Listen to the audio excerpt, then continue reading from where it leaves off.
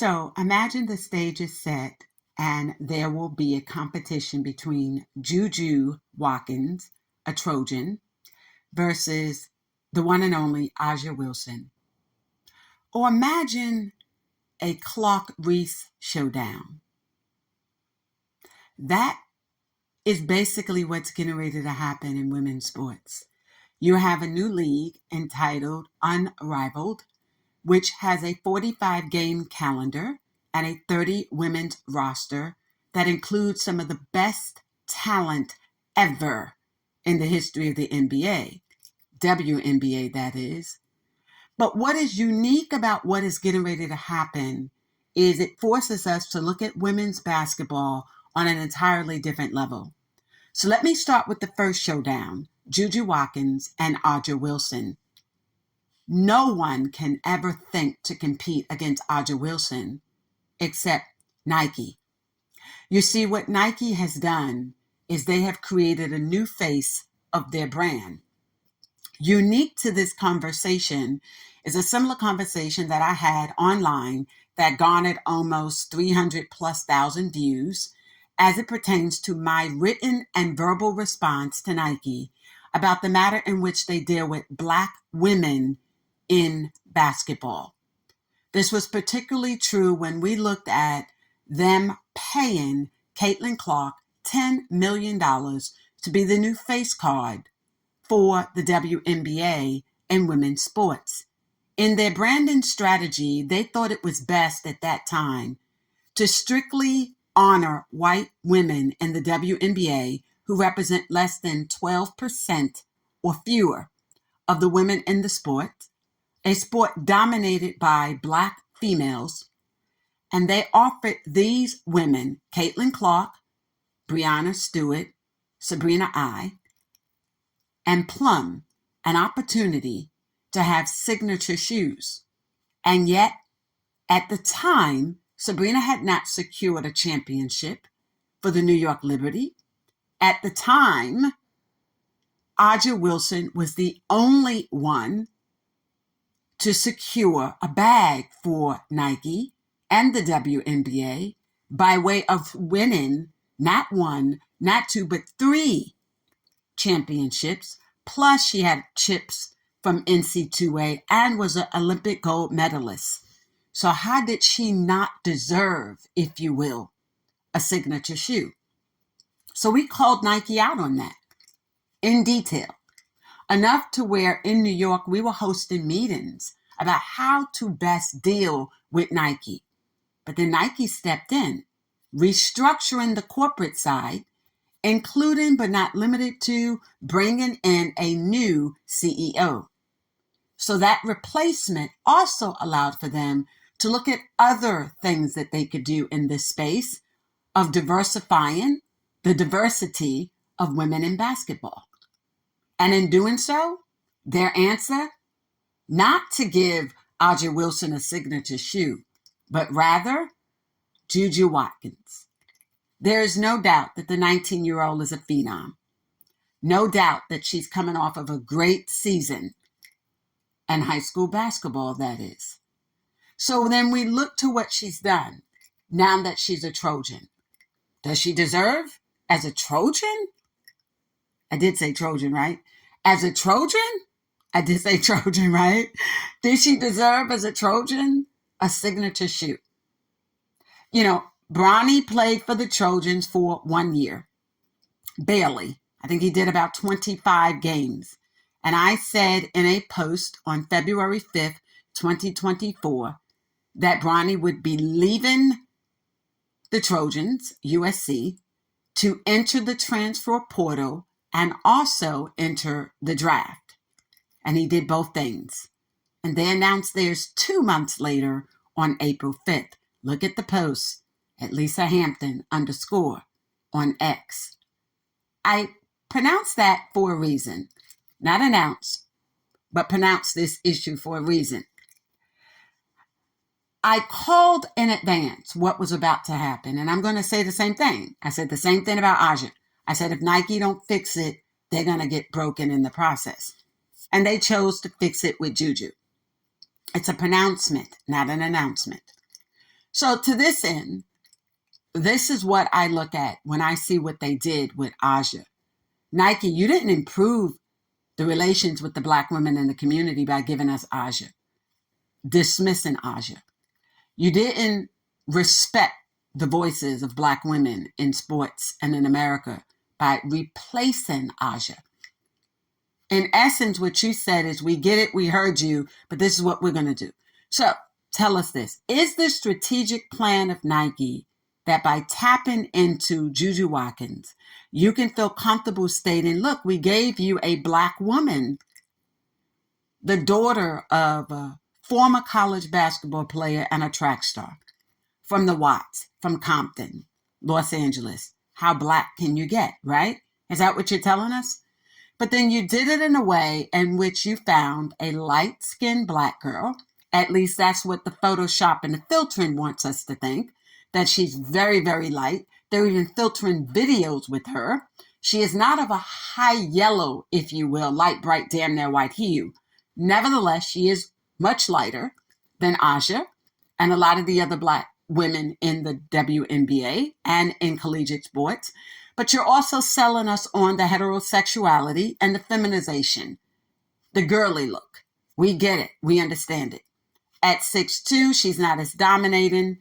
And then you look at the fact that she is heterosexual. At least that's your take. Okay? So in doing that, you say, look at her versus look at Aja. And you say that through the lens of Aja has a 17, I think her shoe size is 17. You don't appreciate the feminine side of her at all, nor do you think that it is marketable or actually can translate to your mainstream conservative audience that, hey, we are trying to stay the course with regard to promoting feminism and femininity as we feminize women in basketball. The Kelsey Plum, the Cameron Brinks, the Sabrina Eyes. That's the image that we want to project. And we will go out our way to get as close to that image as possible, even wherein we suggest that we have now secured an African-American female. Juju Watkins versus Aja Wilson. Juju got a signature shoe, having not proven herself. I think, what was the ranking of the Trojans? Like, oh my God, are you serious right now?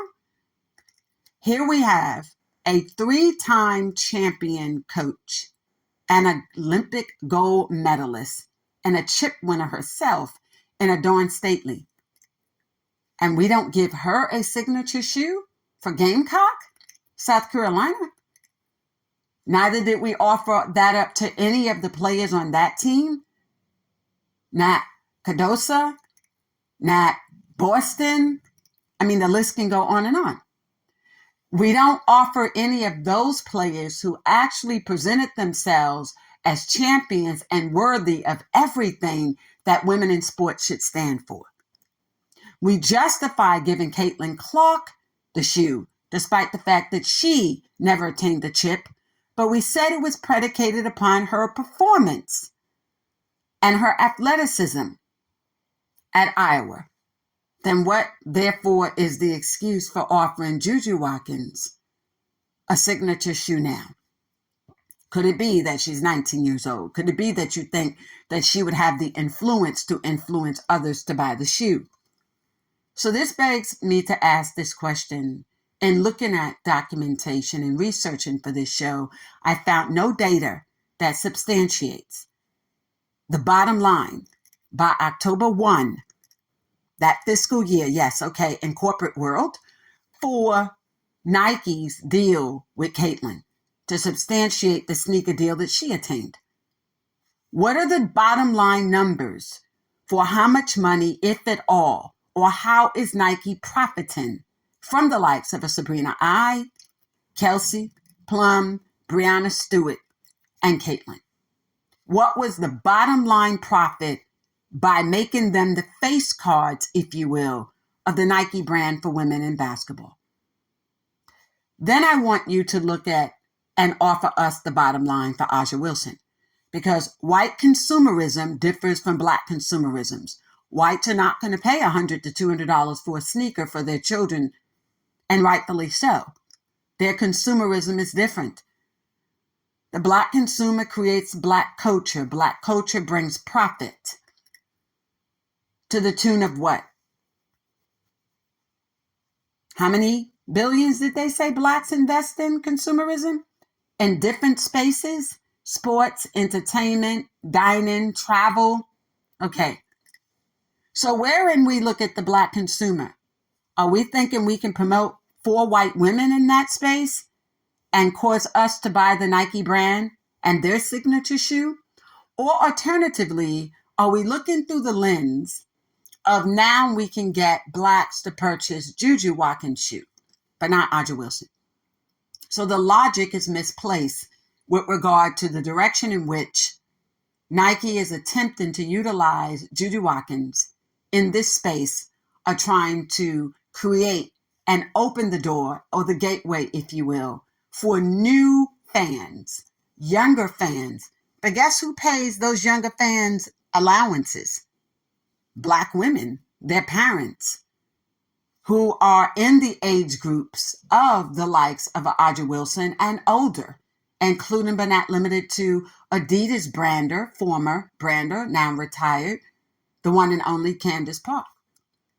How, therefore, is Nike attempting to tap into the resources of the black community, absent showing respect, if you will, for the brand that already existed?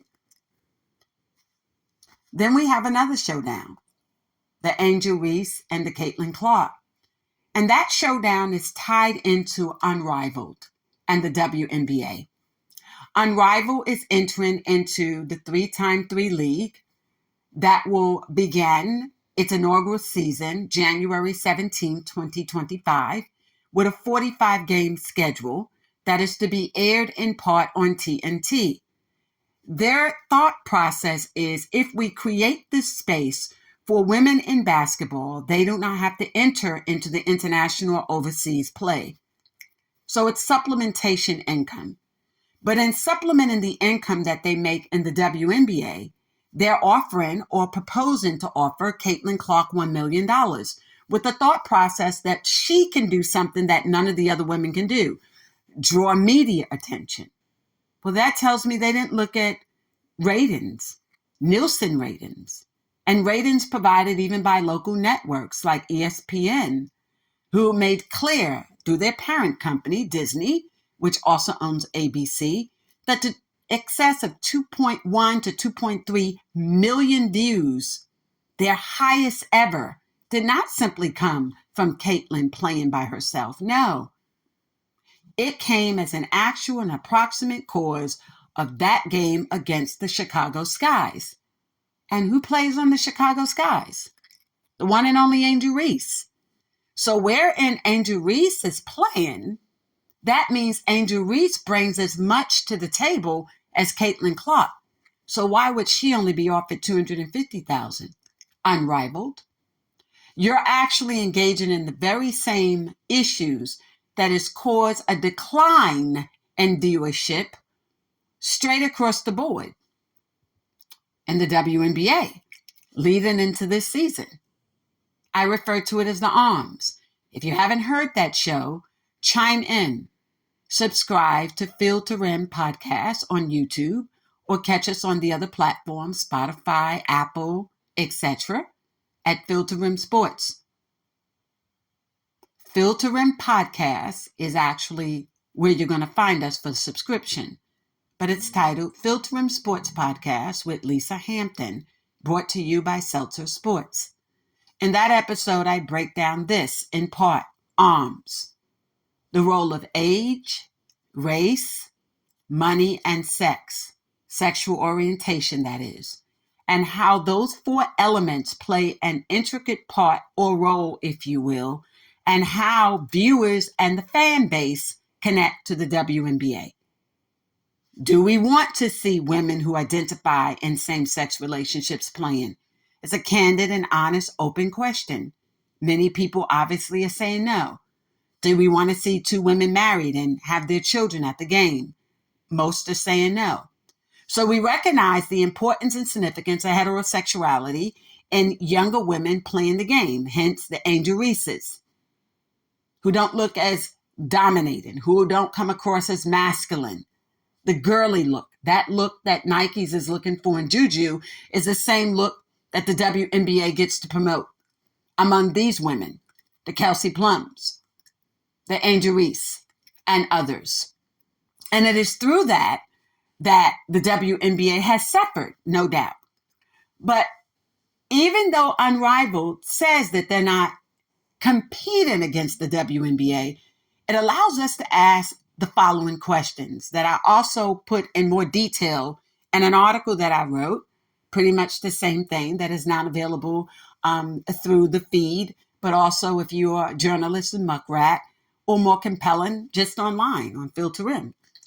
And so through that article, I dab and dive deeper into the subject matter of whether or not the very same people who invested in Unrivaled could have invested in the WNBA, extended the season, therefore allowing them to offer them more money, therefore allowing them an opportunity to tap into a TNT type contract, therefore allowing them an opportunity to sell more merch and to build a brand like the WNBA has, as opposed to setting up a competition, if you will. When we look at 3-on-3 through the Ice Cube paradigm that he has set up for men in sports, it is uniquely different because they do not play in the NBA during the regular season. Most of these gentlemen have retired. So what Unrivaled is doing is uniquely different. They're saying we're going to get them while they're still playing. Great. If you look at injuries, great. If you look at whether or not you're going to ultimately not just simply get the benefit of what the WNBA has brought to the table by way of elevating the game, but will you also be able to tap into the WNBA's fan base simply because you're utilizing their players off season? Don't know what that's going to look like. Will it advance ultimately women in sports? Maybe, maybe not. We would like to think that it will. Will women and fans of the WNBA have an interest for women's sports during the NCAA women basketball season? Or is that overkill? Because that, in essence, is who you're going to be competing against. Women's sports, including March Madness. So you might think, well, they're able to do that in the NCAA men's basketball and people still watch the NBA. That's true. But let's see. Let's see what happens. And let's see whether or not you all would have fared better partnering with the WNBA in a way that I just pronounced earlier. And if in doing so, you may have garnered and benefited from their fan base as well. It's almost like hearing Angel Reese say, the WNBA doesn't pay my salary, and I respectfully beg to differ. When she says, well, they don't pay my bills, let me quote her, but they do. Because if she were not part of the WNBA, she wouldn't have the sponsors, and without the sponsors for her name, image, and likeness, she would not have acquired an opportunity to have additional funds, especially now that she's graduated from college. She would be like every other college player.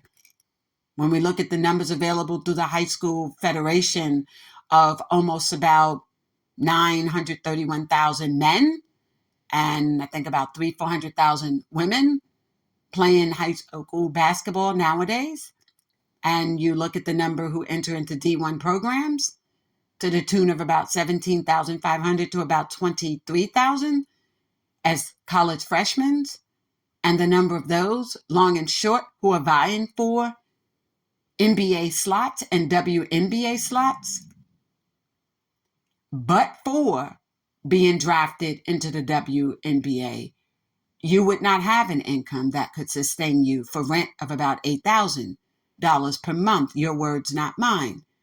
So the point that I'm attempting to make here is, let us not forget the role of the WNBA, the longevity of the WNBA. I think it is great that Unrivaled is saying, listen, we don't have to have these players go overseas. This is particularly true when we look at the experience of a Brittany Griner. But is it enough for you to create a platform here in the United States where overall the WNBA, like the NBA, is still struggling with viewership? And that's a different conversation about what's happening with the WNBA, but let me throw this out here. You're bringing in a lot of international and foreign players that have not developed the base here from K through 12, and absent playing in the NCAA, they don't have a collegiate fan base. Hence, you wonder why you don't have viewership. So it's not the network per se, although that is an intricate part of forcing families to pay the NBA app, to pay on Amazon Prime, to watch these individuals play, even on cable. So I get it. You took it from TNT. But what is it going to look like on NBC? I would think you'll pick up some families. You should. The American Connectivities program was no longer funded. Congress defunded them, did not reauthorize funding for them. So there are millions of families that are no longer having access to the internet, hence apps, or television cable, or phone service. So the NBA on NBC in 2025 may enhance some viewership, but until you start tapping back into United States players and you forget this analogy that you guys have been operating on, that there'll never be another Allen Iverson, I'm going to tell you, if you don't have the urban youth playing the game, you're going to suffer. And you guys are seeing that. No matter who, whether it's Luka, playing for the Mavs in against Boston in a final, or the Joker representing Denver, you've been able to see the numbers are just not there. You're going to have to find you another Allen Iverson. You're going to have to find that type of player that tapped into overall the entire class of 1996. That draft class personified American basketball at its best. And it was diverse. You got Steve Nash in there, didn't you? Black coach took the NBA to an entire different level. And it has never been the same since. And for those 10 years, you had the highest ranking, even over when Jordan came out in the 80s from playing from the University of North Carolina Tar Heels. So there is something to be said about what that class, Black youth from urban corridors, blacktop, schoolyard basketball brought to the game. And whether you're doing 3-on-3 for the NBA side or 3-on-3 Unrivaled side, what you're going to need is an opportunity to tap into what fans want. And I don't think either of you have done that in your marketing or strategic planning. This is Lisa Hampton on Field to Rim. Love is selflessly authentic, having all money, power, talent, opportunity now. If you're on YouTube following us, tap in, take a look at one of the first promo trailers, if you will, for Ron Ball, The Allen Iverson Way. Tell us what you think. Use the comments. Although a lot of you are sending me emails about it. Use the comments. I'm fine with that. Appreciate that too. And we're now on IG at Field to Rim on IG. And we're continuing to build this community. Fannikins are not online, and we're not going to go online. What we do in our travel is our business. Thank you. Okay. But we are on IG for Field to Rim. And so you will also have some information about some of what we're doing on Fannikin, but the Fannikin platform will not be coming to social media. And continue to follow us, if you will, on X at Lisa Hampton _. I'm on Blue Sky as well. And yeah, that's social too. Thank you.